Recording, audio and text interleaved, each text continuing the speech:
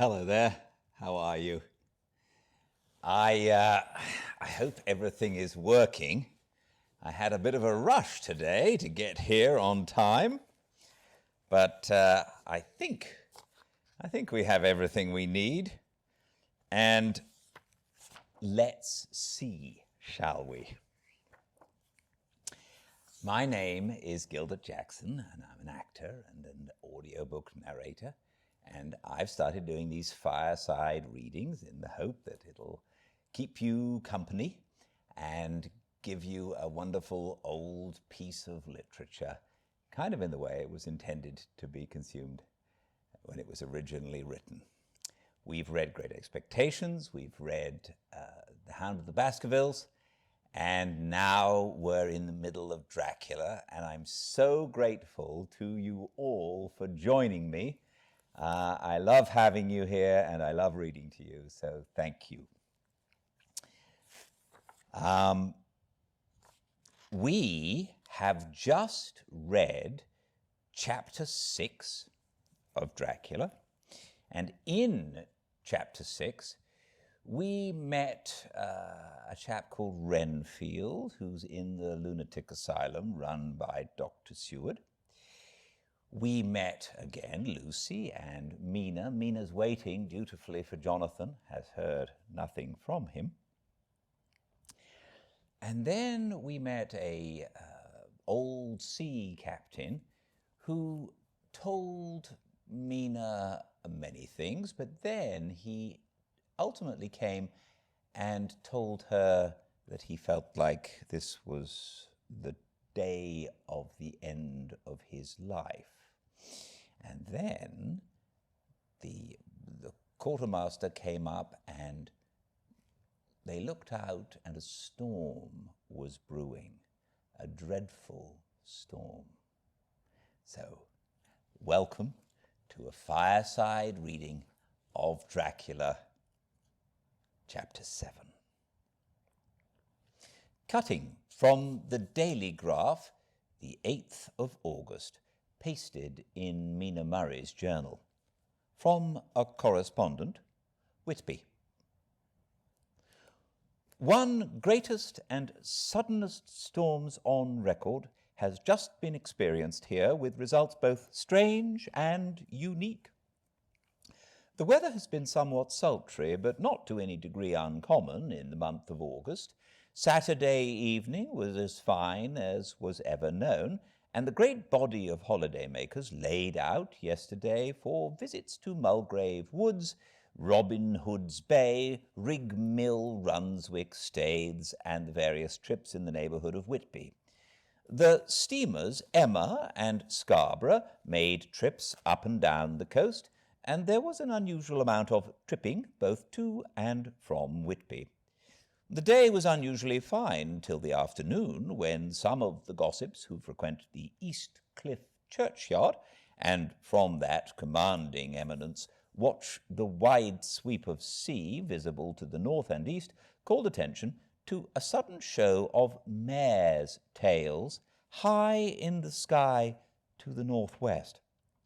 The wind was then blowing from the southwest in the mild degree, which in barometrical language is ranked number 2 light breeze.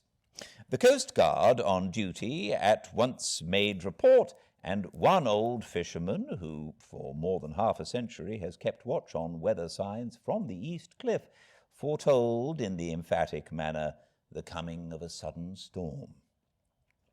The approach of sunset was so very beautiful, so grand in its masses of splendidly coloured clouds, that there was quite an assemblage on the walk along the cliff in the old churchyard to enjoy the beauty.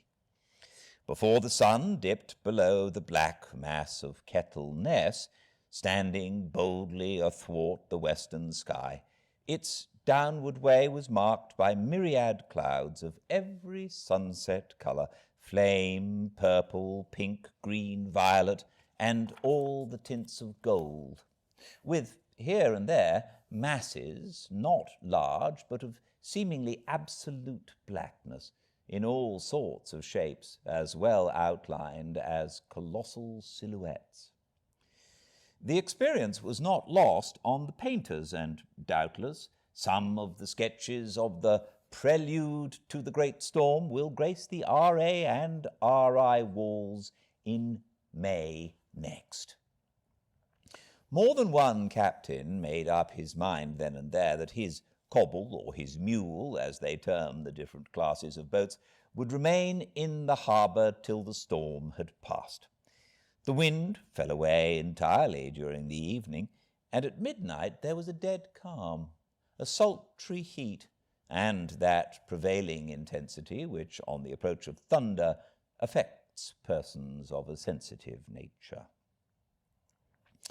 There were but few lights in sight at sea, for even the coasting steamers, which usually hug the shore so closely, kept well to seaward, and but few fishing boats were in sight.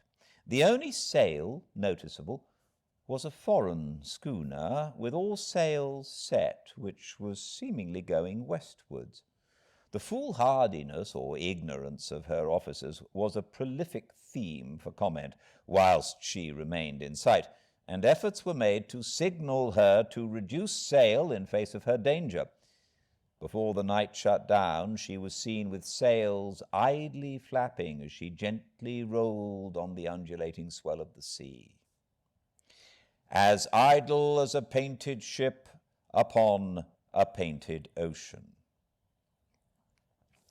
Shortly before 10 o'clock, the stillness of the air grew quite oppressive, and the silence was so marked that the bleating of a sheep inland or the barking of a dog in the town was distinctly heard, and the band on the pier, with its lively French air, was like a discord in the great harmony of nature's silence.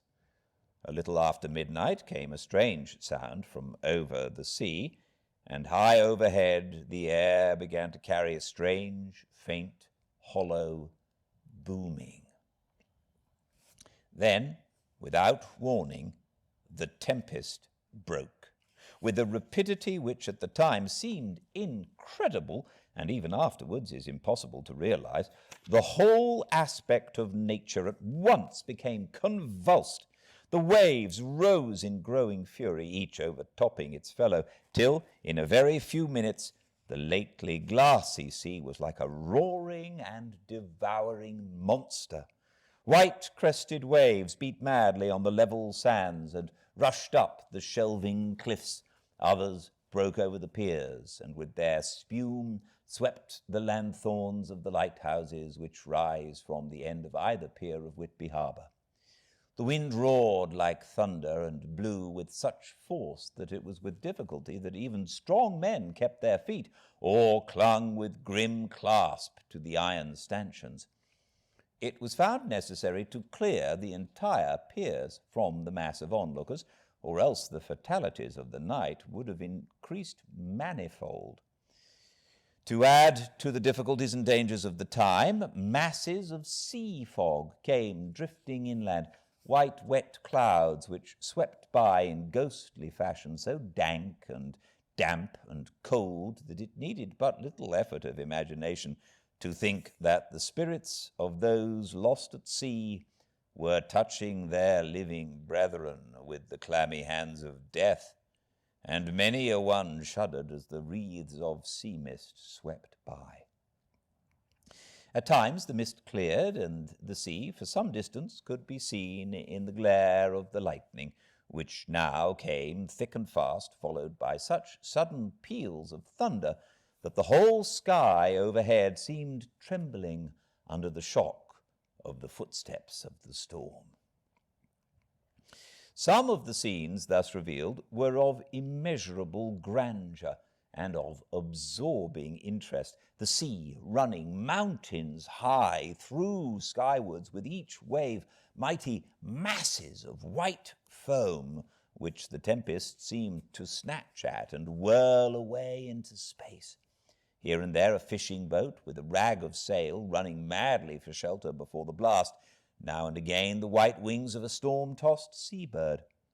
On the summit of the east cliff, the new searchlight was ready for experiment, but had not yet been tried. The officers in charge of it got it into working order, and in the pauses of the inrushing mist swept with it the surface of the sea. Once or twice its service was most effective, as when a fishing boat with gunwale under water rushed into the harbour, able, by the guidance of the sheltering light, to avoid the danger of dashing against the piers. As each boat achieved the safety of the port, there was a shout of joy from the mass of people on shore, a shout which for a moment seemed to cleave the gale, and was then swept away in its rush. Before long, the searchlight discovered some distance away a schooner with all sails set, apparently the same vessel which had been noticed earlier in the evening. The wind had by this time backed to the east, and there was a shudder amongst the watchers on the cliff as they realized the terrible danger in which she now was.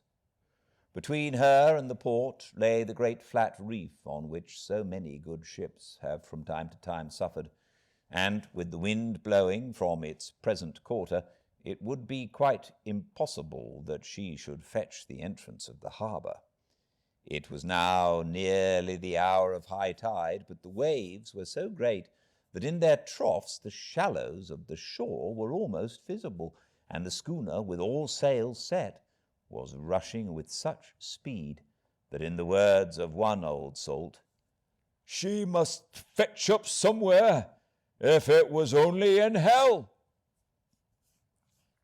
Then came another rush of sea fog, greater than any hitherto, a mass of dank mist which seemed to close on all things like a grey pall, and left available to men only the organ of hearing, for the roar of the tempest and the crash of the thunder and the booming of the mighty billows came through the damp oblivion even louder than before. The rays of the searchlight were kept fixed on the harbour mouth across the east pier, where the shock was expected, and men waited breathless. The wind suddenly shifted to the northeast, and the remnant of the sea fog melted in the blast, and then, mirabile dictu, between the piers, leaping from wave to wave as it rushed at headlong speed, swept the strange schooner before the blast with all sails set, and gained the safety of the harbour. The searchlight followed her, and a shudder ran through all who saw her, for lashed to the helm was a corpse, with drooping head, which swung horribly to and fro at each motion of the ship. No other form could be seen on deck at all. A great awe came on all as they realized that the ship, as if by a miracle, had found the harbour unsteered, save by the hand of a dead man.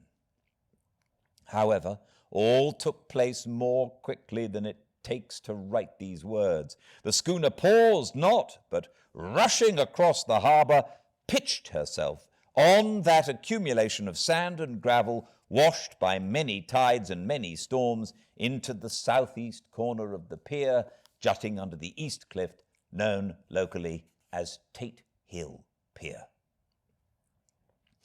There was, of course, a considerable concussion as the vessel drove up on the sand heap. Every spar, rope, and stay was strained, and some of the top hammer came crashing down. But, strangest of all, the very instant the shore was touched, an immense dog sprang up on deck from below as if shot up by the concussion, and running forward, jumped from the bow on the sand.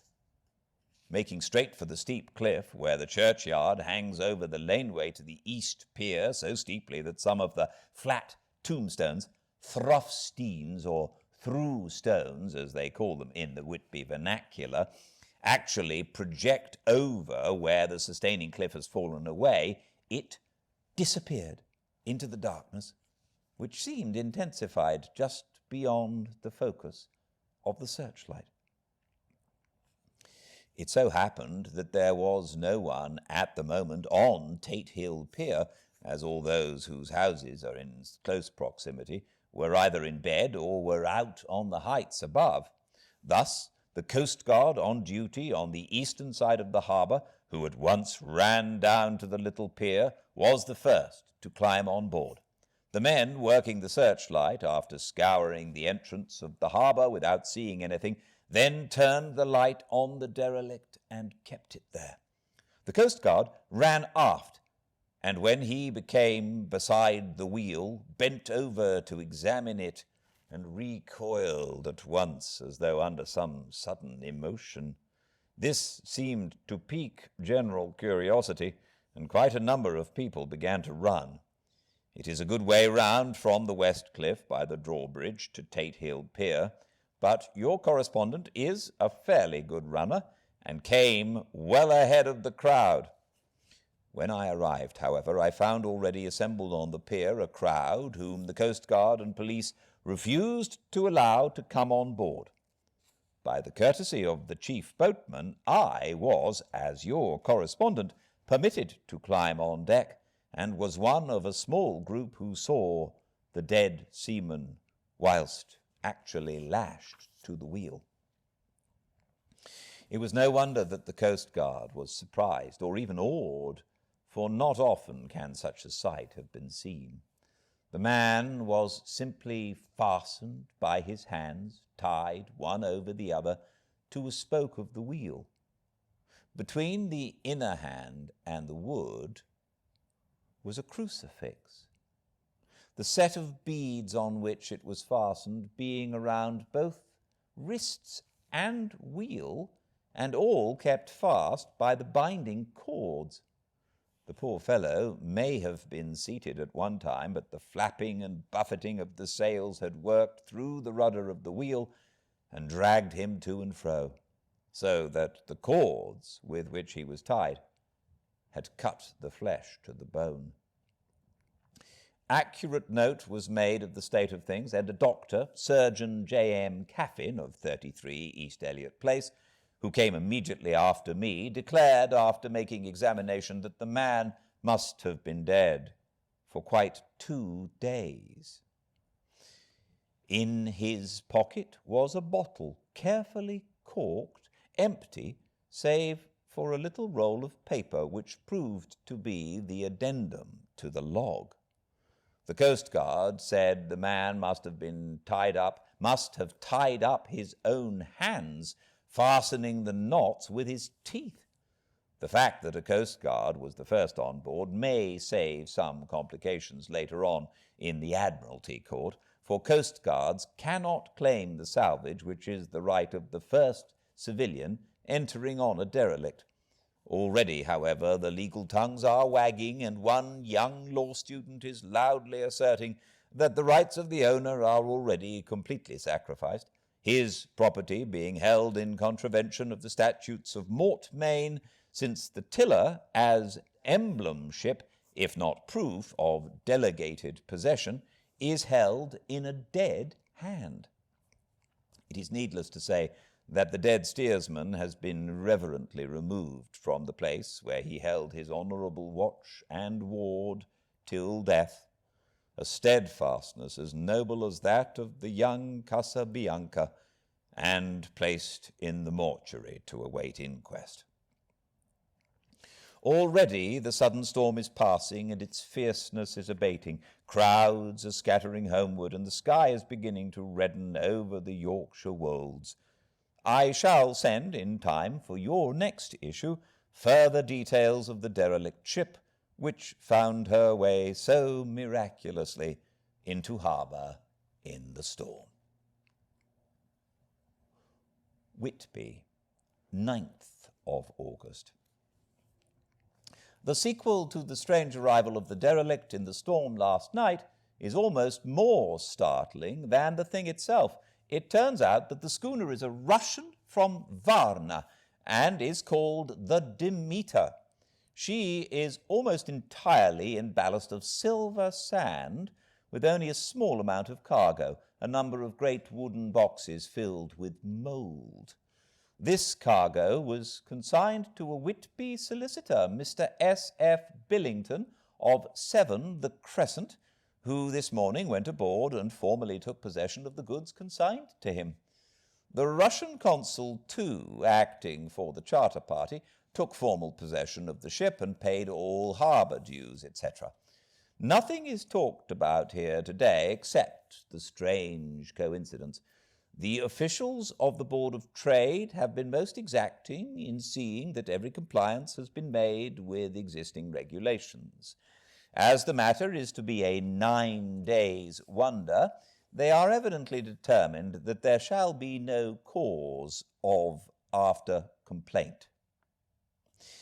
A good deal of interest was abroad concerning the dog which landed when the ship struck, and more than a few of the members of the SPCA, which is very strong in Whitby, have tried to befriend the animal.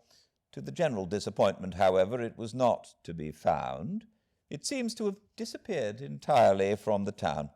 It may be that it was frightened and made its way on to the moors, where it is still hiding in terror.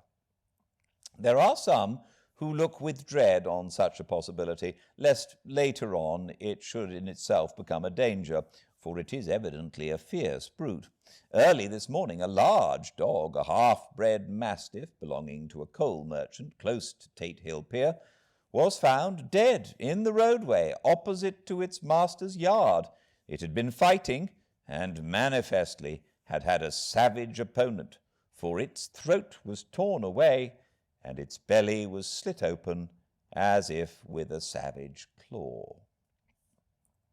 Later, by the kindness of the Board of Trade Inspector, I have been permitted to look over the log-book of the Demeter, which was in order up to within 3 days, but contained nothing of special interest, except as to facts of missing men. The greatest interest, however, is with regard to the paper found in the bottle, which was today produced at the inquest, and a more strange narrative than the two between them unfold it has not been my lot to come across. As there is no motive for concealment, I am permitted to use them, and accordingly send you a rescript simply omitting technical details of seamanship and supercargo. It almost seems as though the captain had been seized with some kind of mania before he had got well into blue water, and that this was developed persistently throughout the voyage.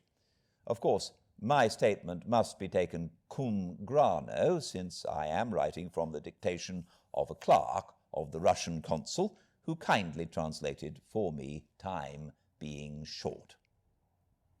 Log of the Demeter, Varnar to Whitby. Written 18th July.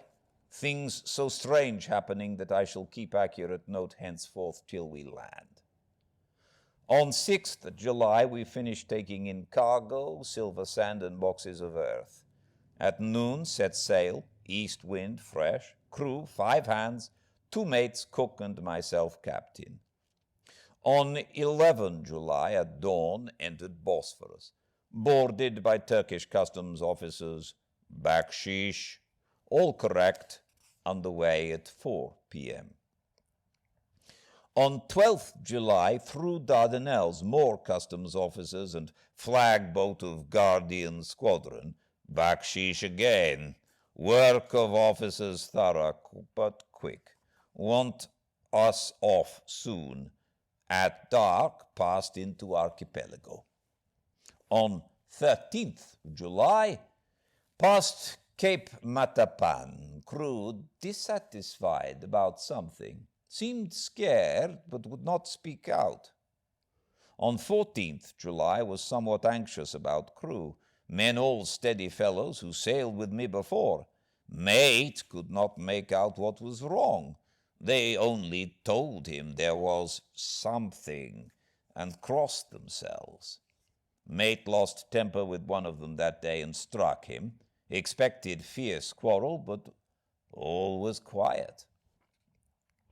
On 16th July, mate reported in the morning that one of the crew, Petrovsky, was missing. Could not account for it. Took larboard watch 8 bells last night, was relieved by Abramov, but did not go to bunk. Men more downcast than ever.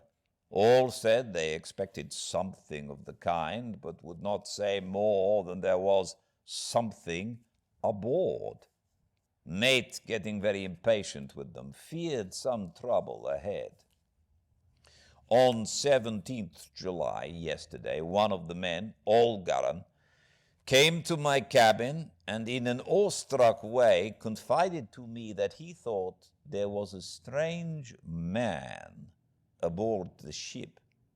He said that in his watch he had been sheltering behind the deck house as there was a rainstorm when he saw a tall, thin man who was not like any of the crew come up the companionway and go along the deck forward and disappear. He followed cautiously, but when he got to bows, found no one, and the hatchways were all closed. He was in a panic of superstitious fear, and I'm afraid the panic may spread. To allay it, I shall today search entire ship carefully from stem to stern. Later in the day, I got together the whole crew and told them, as they evidently thought there was someone in the ship, we would search from stem to stern. First mate angry, said it was folly, and to yield to such foolish ideas would demoralize the men. Said he would engage to keep them out of trouble with a handspike. I let him take the helm, while the rest began thorough search, all keeping abreast with lanterns. We left no corner unscathed, but there were only the big wooden boxes. There were no odd corners where a man could hide. Men much relieved when search over and went back to work cheerfully. First mate scowled but said nothing. 22nd July. Rough weather last 3 days and all hands busy with sails, no time to be frightened. Men seem to have forgotten their dread. Mate cheerful again and all on good terms. Praised men for work in bad weather, past Gibraltar and out through straits. All well. 24th July. There seems some doom over this ship. Already a hand short and entering on the Bay of Biscay with wild weather ahead, and yet last night another man lost. Disappeared. Like the first, he came off his watch and was not seen again.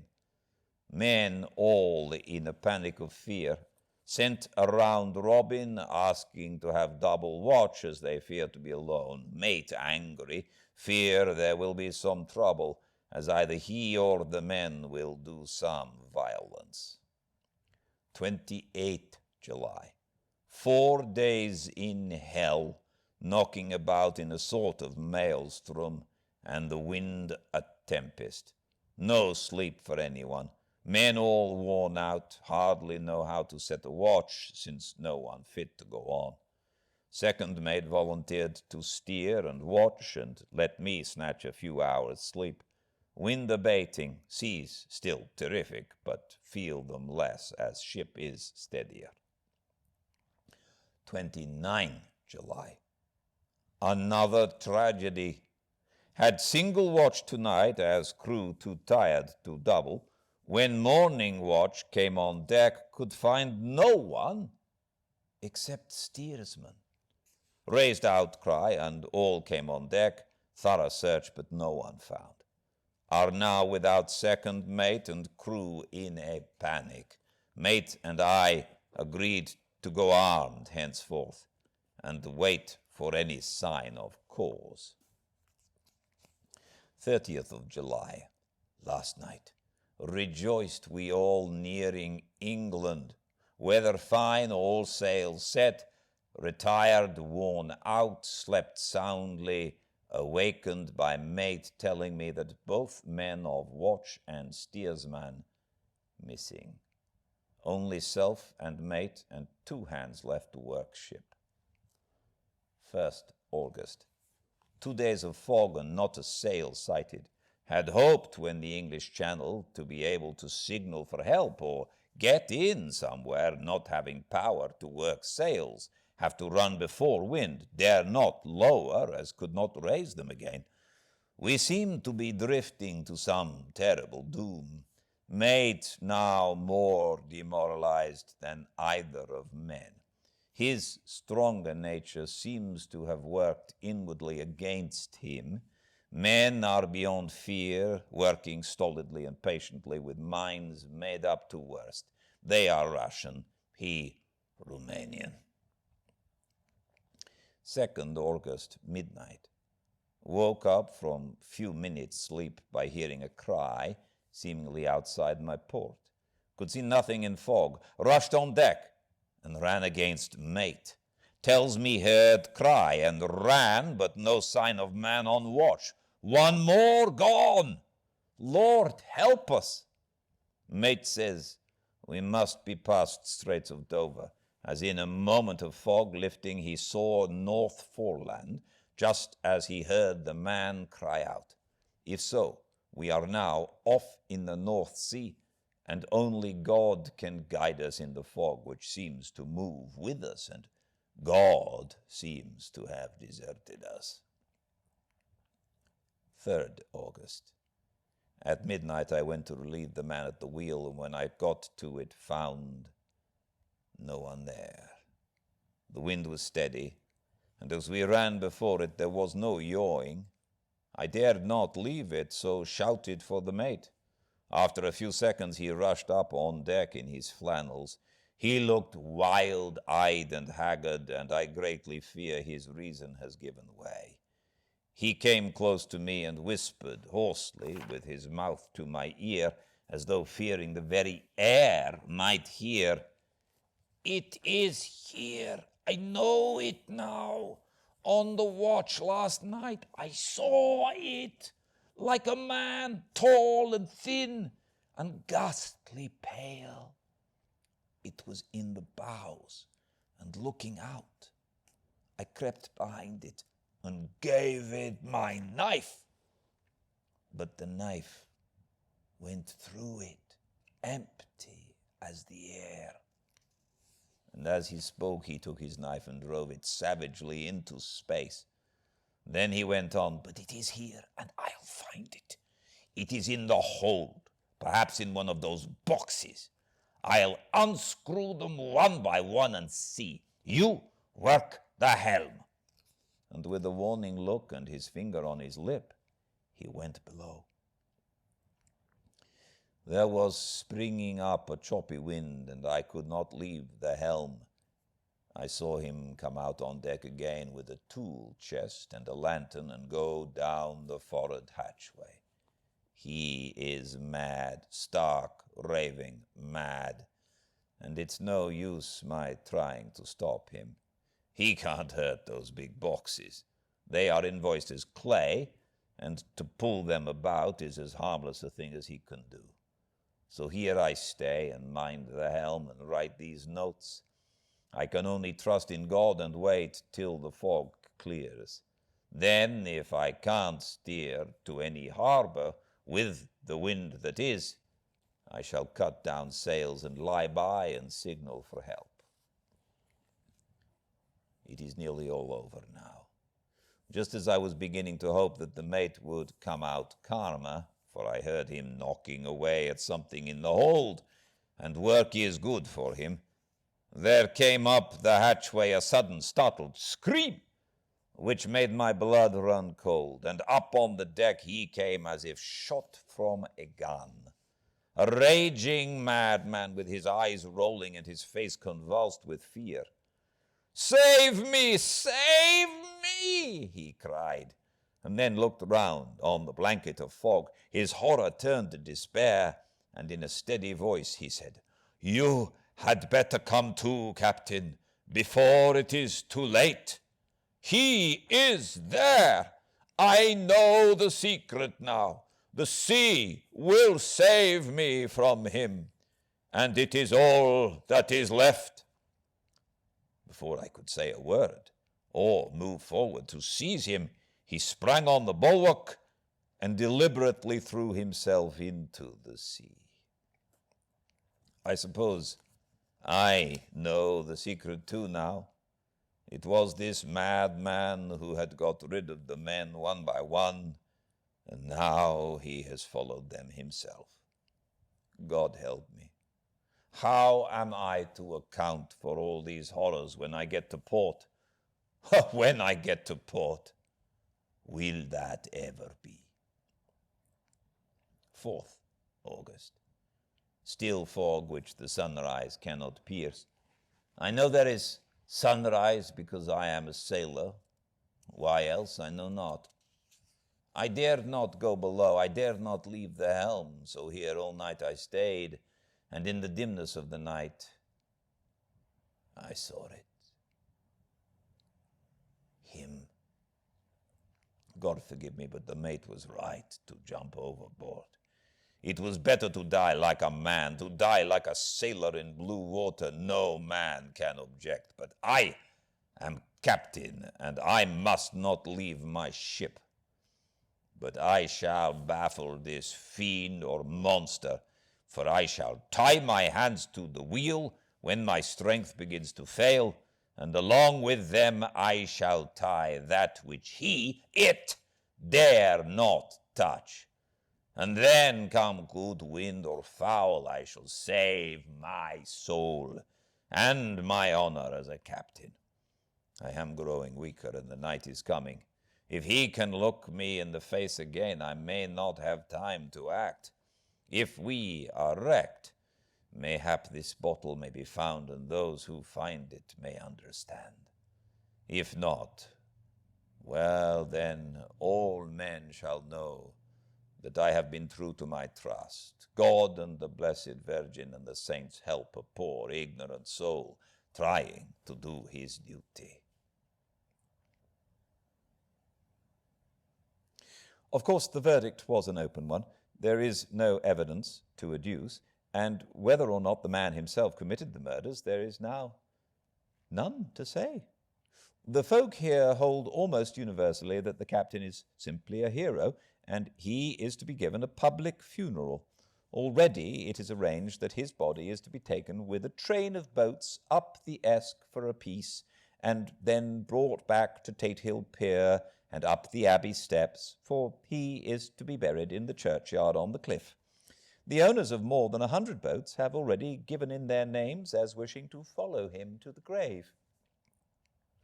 No trace has ever been found of the great dog, at which there is much mourning, for, with public opinion in its present state, he would, I believe, be adopted by the town.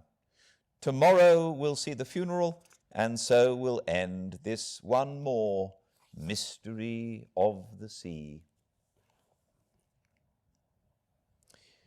Mina Murray's journal, 8th of August. Lucy was very restless all night, and I too could not sleep. The storm was fearful, and as it boomed loudly among the chimney pots, it made me shudder. When a sharp puff came, it seemed to be like a distant gun. Strangely enough, Lucy did not wake, but she got up twice and dressed herself. Fortunately, each time I awoke in time and managed to undress her without waking her and got her back to bed. It is a very strange thing, this sleepwalking, for as soon as her will is thwarted in any physical way, her intention, if there be any, disappears, and she yields herself almost exactly to the routine of her life. Early in the morning, we both got up and went down to the harbour to see if anything had happened in the night.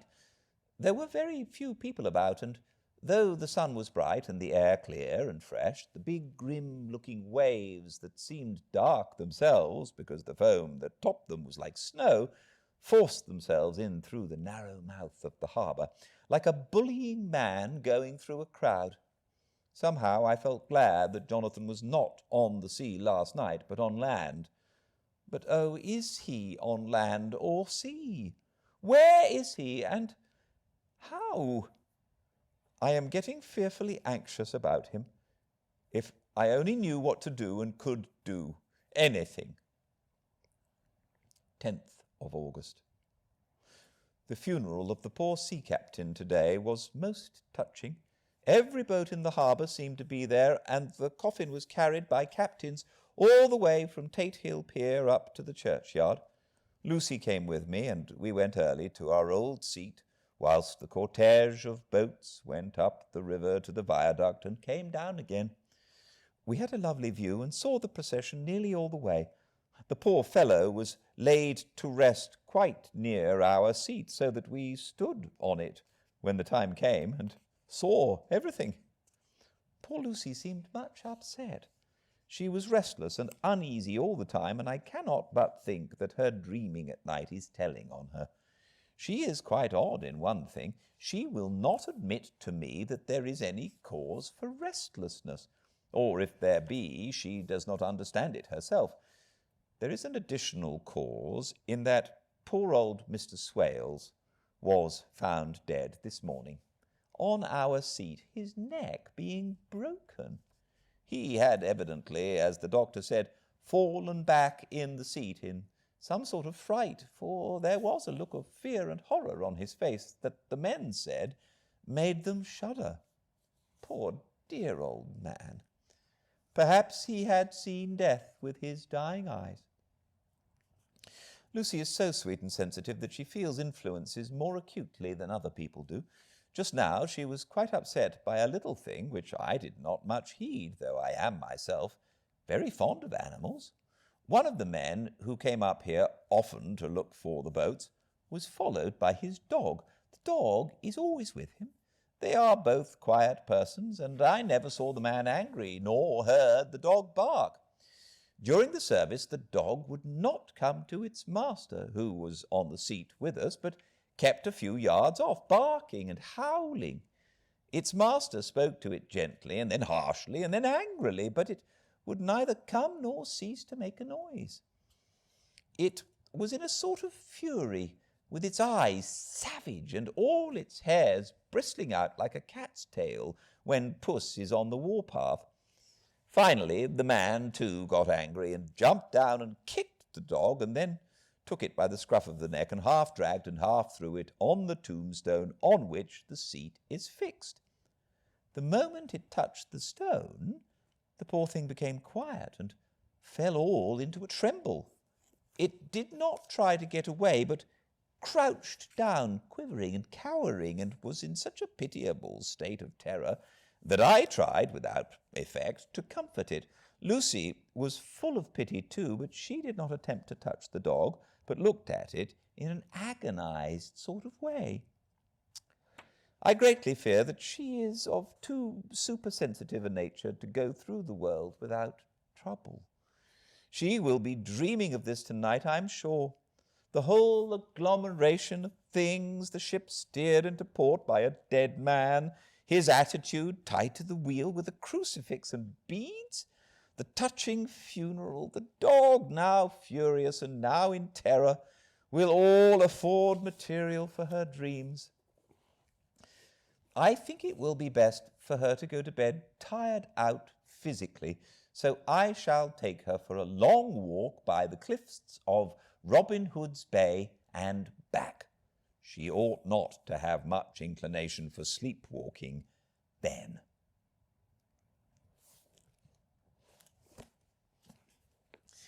Thank you all so much for joining me.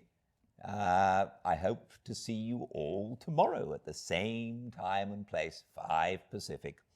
And until then, please be very well. Good night.